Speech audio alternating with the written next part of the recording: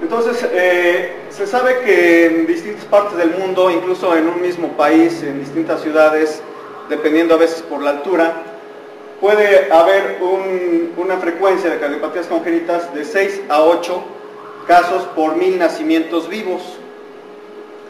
Teniendo en cuenta el índice de natalidad en México, cada año nacen 7.520 nuevos casos de cardiopatías congénitas en México. De estos 7.520 casos, el 20% de los niños requieren un manejo urgente.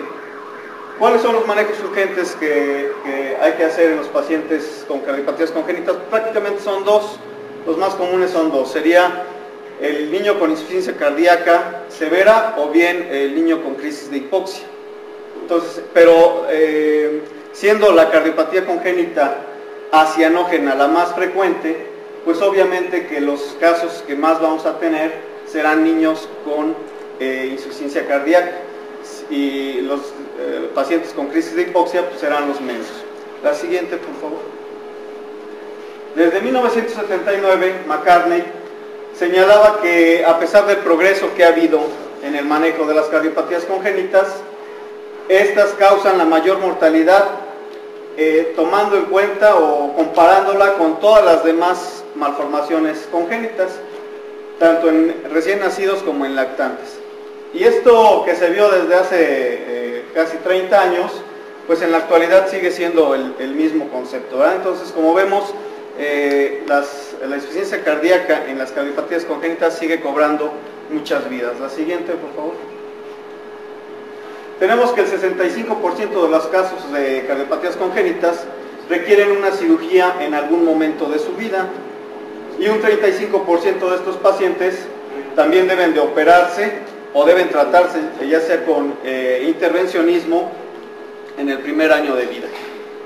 La siguiente, por favor.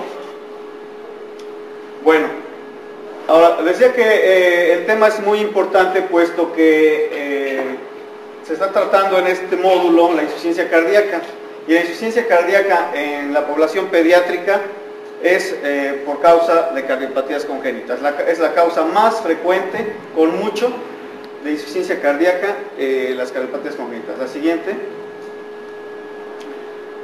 Y bueno, lo que se ha hablado anteriormente, pues prácticamente se ha enfocado más al paciente adulto, en donde las causas de insuficiencia cardíaca pues básicamente podrían ser problemas isquémicos, podría ser hipertensión arterial sistémica, valvulopatías.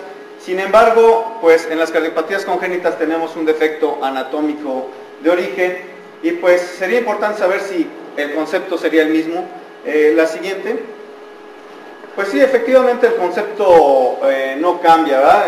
Sabemos que insuficiencia cardíaca es la incapacidad del corazón para mantener las demandas metabólicas y hemodinámicas del organismo. La siguiente, por favor.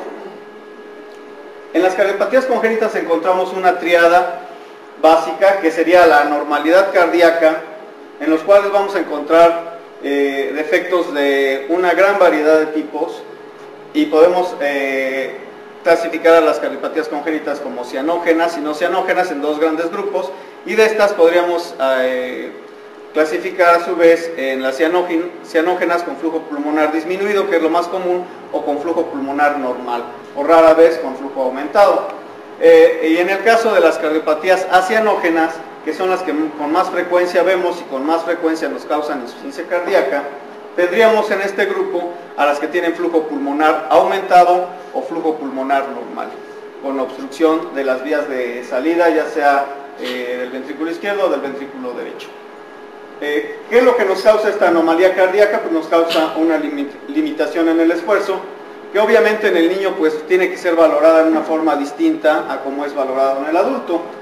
Y como ya se ha mencionado ampliamente, la activación neurohumoral pues también nos escapa en este tipo de padecimientos. La siguiente. Ahora, ¿qué pacientes pueden presentar, qué grupo de pacientes pueden presentar insuficiencia cardíaca relacionada a cardiopatías congénitas?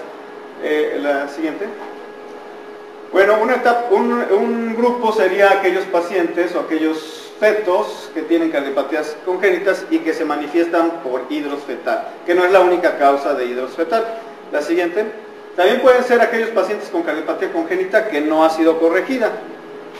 Puede ser la cardiopatía congénita que ya fue corregida en forma paliativa, por ejemplo, podríamos tener aquí una cirugía de Fontan, que es la derivación cavo-pulmonar, en donde el paciente pues no se tiene que corregir una forma univentricular, el paciente vive con un solo ventrículo y se tiene que prescindir del otro ventrículo. Entonces aquí obviamente no es una corrección anatómica, sino que es una corrección paliativa y que en un 10 al 20% de los casos con el tiempo nos puede llevar a un cuadro de insuficiencia cardíaca en estos pacientes. La siguiente. O también puede ser aquel paciente con cardiopatía congénita que ha sido corregida quirúrgicamente en forma anatómica, pero que también con el tiempo puede desarrollar insuficiencia cardíaca o incluso en el mismo estado posoperatorio. En este caso podríamos poner aquel paciente que es corregido de una tetralogía de Fallot, en donde se le pone su parche, se le abre la válvula pulmonar o se le hace una ampliación del infundíbulo. Pero sabemos que con la complicación más frecuente de la operación de corrección de Fallot, pues es la insuficiencia pulmonar, que a la larga puede llegar a provocar graves cuadros de insuficiencia cardíaca con grandes cardiomegalias a expensas de una dilatación importante del ventrículo derecho. La siguiente. ¿Cuáles serían las manifestaciones clínicas de la insuficiencia cardíaca en este grupo de pacientes? Pues depende sobre todo de la edad, ¿verdad? Si es un niño pequeño, un recién nacido, un lactante menor, los cuadros serían de distrés respiratorio, con polipnea y quejido. Niños más grandecitos, las madres refieren fatiga al alimentarse. Muchos de estos pacientes tienen diaforesis, sobre todo al alimentarse, que es cuando hacen algún esfuerzo, o algunos que están en una situación más grave pues pueden estar sudosos continuamente, ¿no? Incluso en reposo. En niños más grandes ya se podría valorar la disnea. Es común encontrar bajo peso y talla, y las infecciones respiratorias es algo que suele acompañar a este tipo de pacientes, sobre todo aquellos que tienen un cortocircuito de izquierda a derecha que ocasiona congestión pulmonar con aumento de secreciones pulmonares que fácilmente pueden propiciar una infección respiratoria.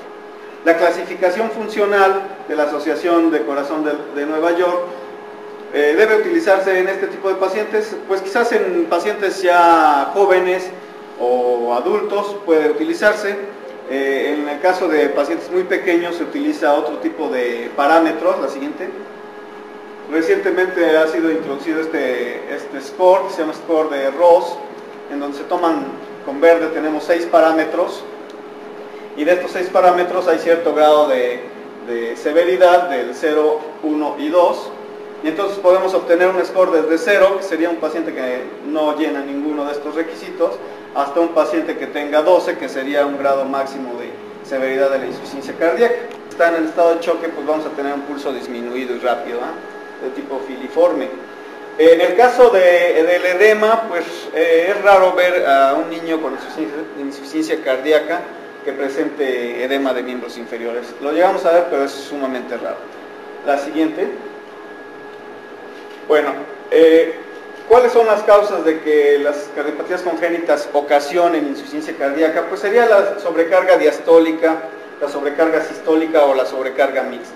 En el caso de la sobrecarga diastólica o de volumen, tenemos a las patologías más frecuentes, las 3 más frecuentes que tenemos prácticamente aquí en Puebla y en México, que sería la persistencia de conducto arterioso, la comunicación interventricular y la comunicación interauricular. Son las 3 más frecuentes.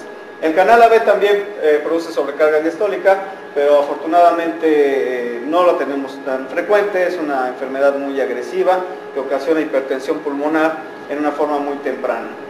La sobrecarga sistólica la podemos encontrar en aquellos pacientes que tienen obstrucción al vaciamiento de alguno de los ventrículos. Por lo tanto, sería la estenosis aórtica o la coartación aórtica en el caso de la obstrucción hacia el ventrículo izquierdo, y la estenosis pulmonar en el caso de la obstrucción al ventrículo derecho. Y en algunos casos podemos tener una sobrecarga mixta, como sería aquel paciente que tiene una comunicación interventricular más una estenosis pulmonar, donde tendría una sobrecarga de volumen por la CIB y una sobrecarga